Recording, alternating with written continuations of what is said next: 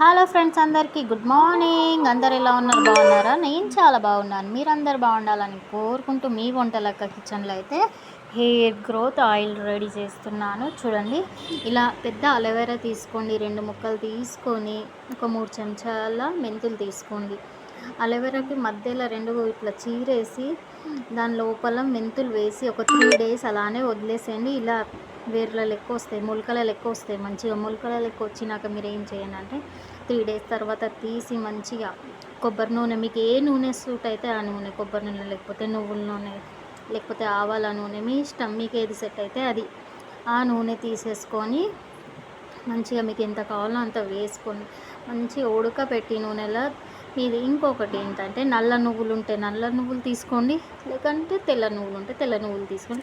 పచ్చగా దంచేసి, నేనైతే నల్ల నువ్వులు తీసుకుంటున్నాను. చాలా మంచివి మన హెయిర్కి, చాలా సూపర్ హెయిర్ గ్రోత్ ఉంటుంది అండ్ హెయిర్ ఫాల్ తొందరగా తగ్గుతుంది మెంతులతోటి, అలోవెరాతోటి.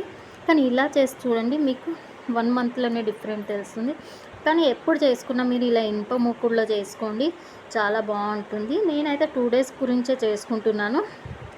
మీరైతే ఒక నెల కావాల్సిన సరిపడాది కూడా చేసుకోవచ్చు ఇలా చేసుకుని. కానీ ఎప్పుడైనా ఇనుప మూకుడులోనే చేయండి ఫ్రెండ్స్, సూపర్ ఉంటుంది హెయిర్ గ్రోత్.